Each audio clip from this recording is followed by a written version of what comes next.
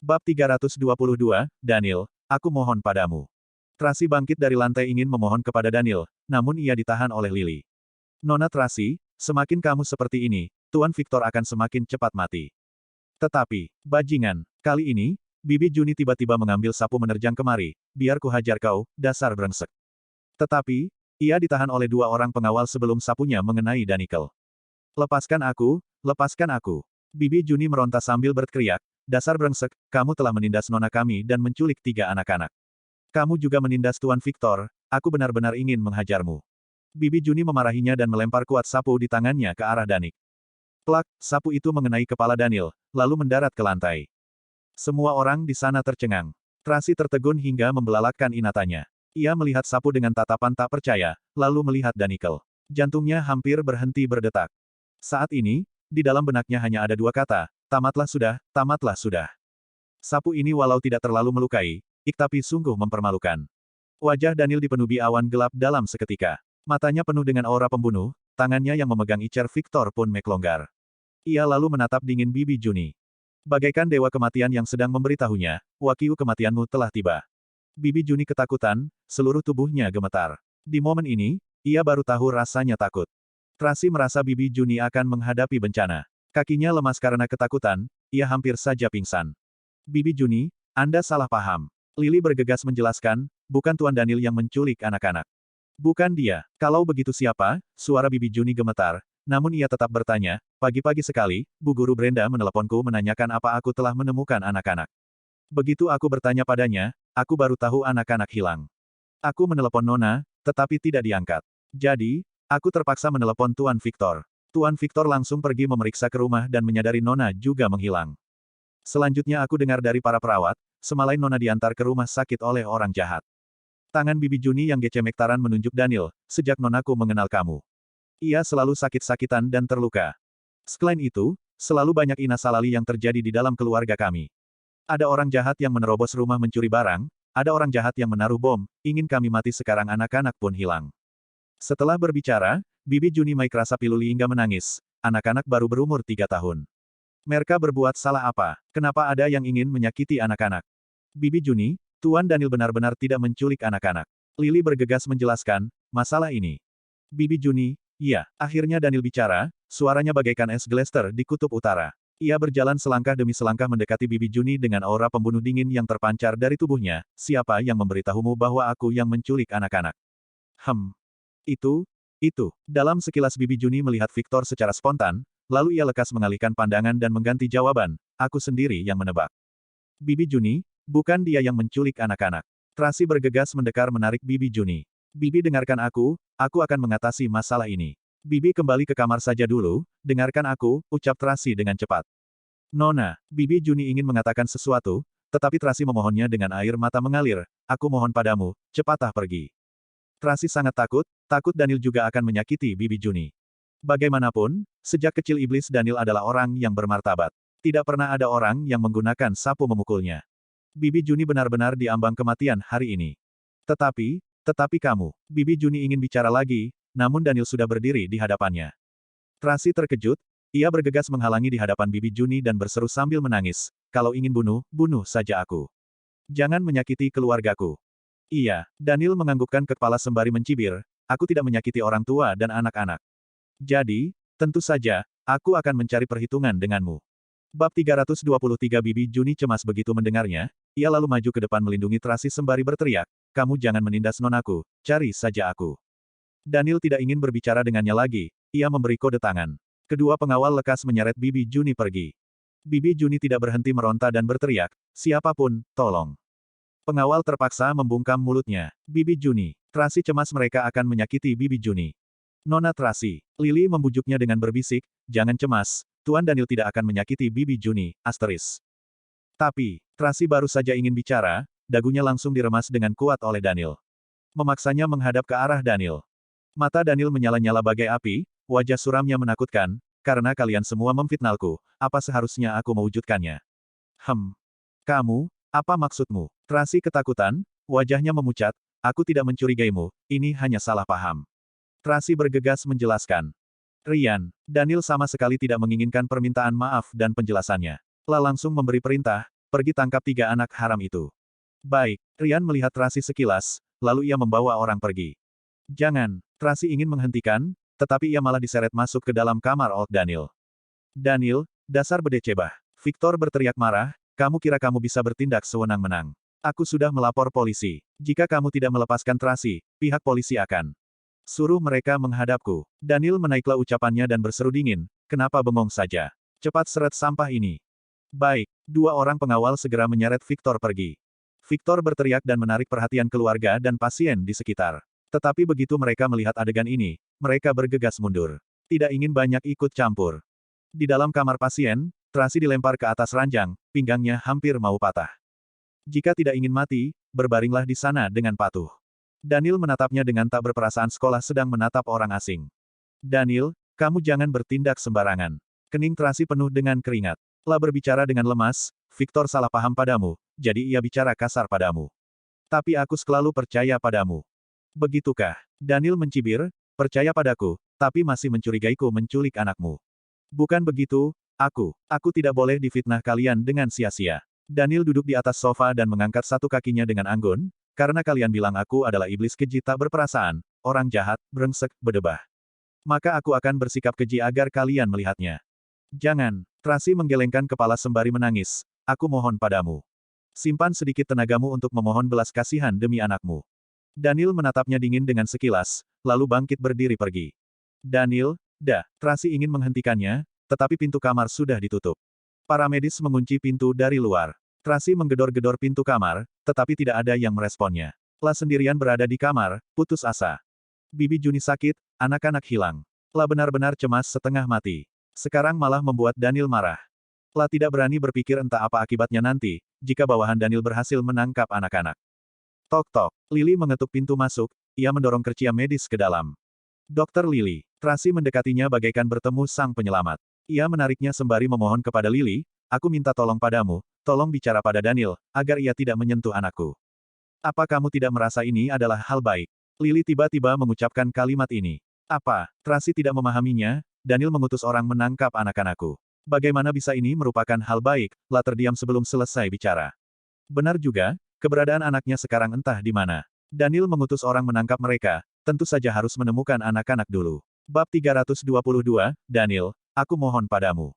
Tracy bangkit dari lantai ingin memohon kepada Daniel, namun ia ditahan oleh Lily. Nona Tracy, semakin kamu seperti ini, Tuan Victor akan semakin cepat mati. Tetapi, bajingan, kali ini, Bibi Juni tiba-tiba mengambil sapu menerjang kemari, biar ku hajar kau, dasar brengsek. Tetapi, ia ditahan oleh 2 orang pengawal sebelum sapunya mengenai Daniel. Lepaskan aku, lepaskan aku. Bibi Juni meronta sambil berteriak, dasar brengsek, kamu telah menindas nona kami dan menculik 3 anak-anak. Kamu juga menindas Tuan Victor, aku benar-benar ingin menghajarmu. Bibi Juni memarahinya dan melempar kuat sapu di tangannya ke arah Danik. Plak, sapu itu mengenai kepala Daniel, lalu mendarat ke lantai. Semua orang di sana tercengang. Tracy tertegun hingga membelalakkan inatanya. Ia melihat sapu dengan tatapan tak percaya, lalu melihat Daniel. Jantungnya hampir berhenti berdetak. Saat ini, di dalam benaknya hanya ada 2 kata, tamatlah sudah, tamatlah sudah. Sapu ini walau tidak terlalu melukai, tapi sungguh mempermalukan. Wajah Daniel dipenuhi awan gelap dalam seketika. Matanya penuh dengan aura pembunuh, tangannya yang memegang icer Victor pun meklonggar. Ia lalu menatap dingin Bibi Juni. Bagaikan dewa kematian yang sedang memberitahunya, waktu kematianmu telah tiba. Bibi Juni ketakutan, seluruh tubuhnya gemetar. Di momen ini, ia baru tahu rasanya takut. Tracy merasa Bibi Juni akan menghadapi bencana. Kakinya lemas karena ketakutan, ia hampir saja pingsan. Bibi Juni, Anda salah paham. Lily bergegas menjelaskan, bukan Tuan Daniel yang menculik anak-anak. Bukan dia. Kalau begitu siapa? Suara Bibi Juni gemetar, namun ia tetap bertanya, pagi-pagi sekali, Bu Guru Brenda meneleponku menanyakan apa aku telah menemukan anak-anak. Begitu aku bertanya padanya, aku baru tahu anak-anak hilang. Aku menelepon Nona, tetapi tidak diangkat. Jadi, aku terpaksa menelepon Tuan Victor. Tuan Victor langsung pergi memeriksa ke rumah dan menyadari Nona juga menghilang. Selanjutnya aku dengar dari para perawat, semalam Nona diantar ke rumah sakit oleh orang jahat.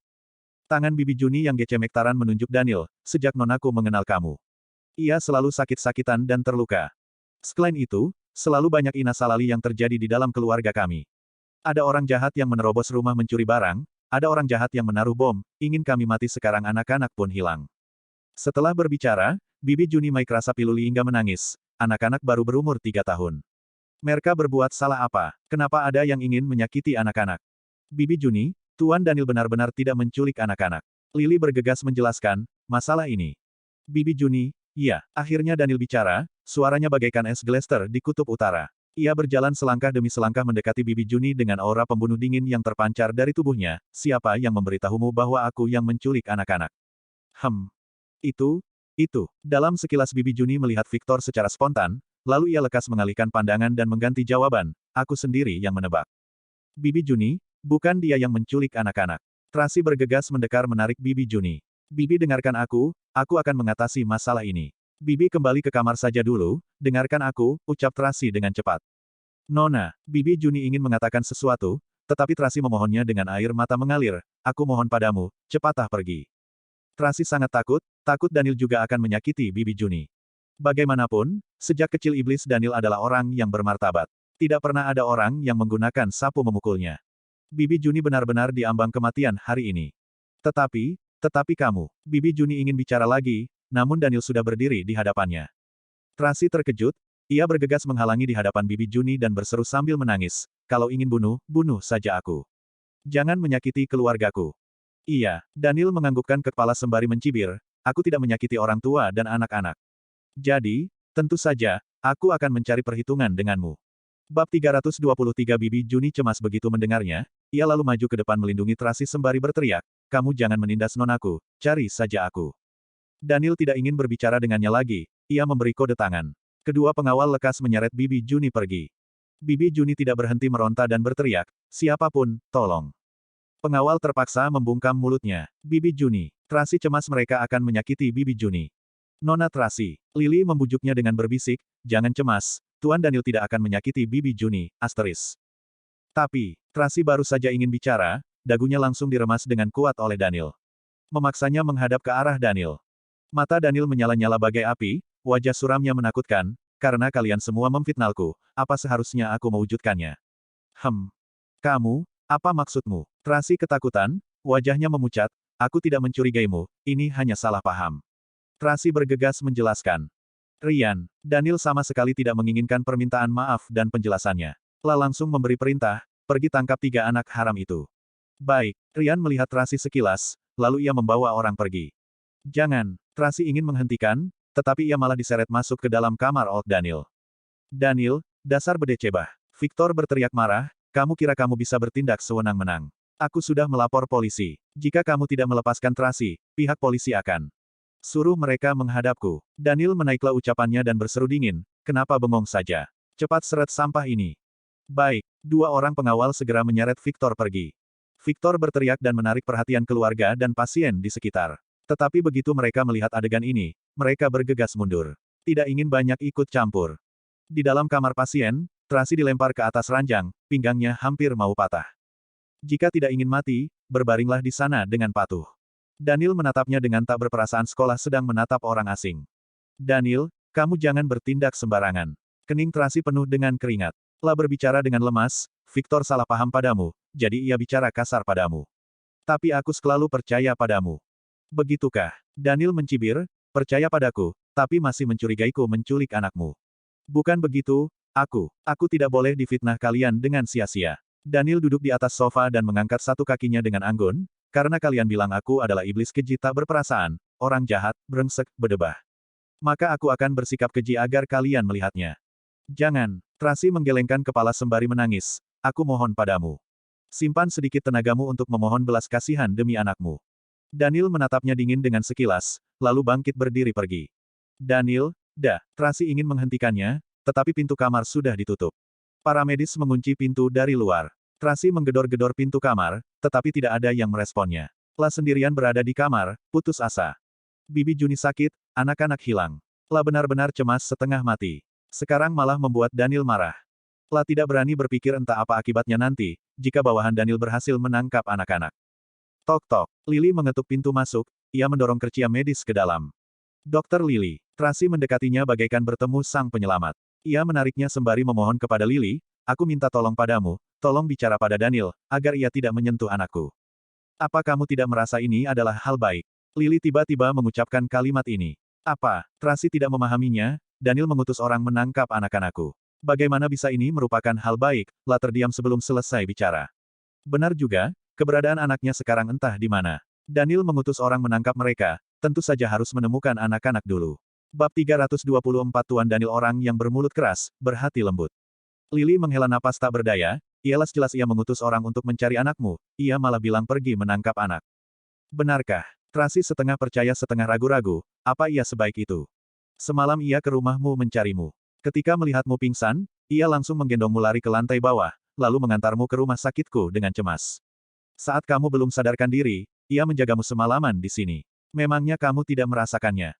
Lily mengatakan semua ini dalam satu napas, ia agak kesal. Tracy melihat mantel Daniel tergeletak di atas sofa yang berada di sampingnya. Di atas meja teh ada gelas alkohol dan piring porselen yang biasa dipakai Daniel.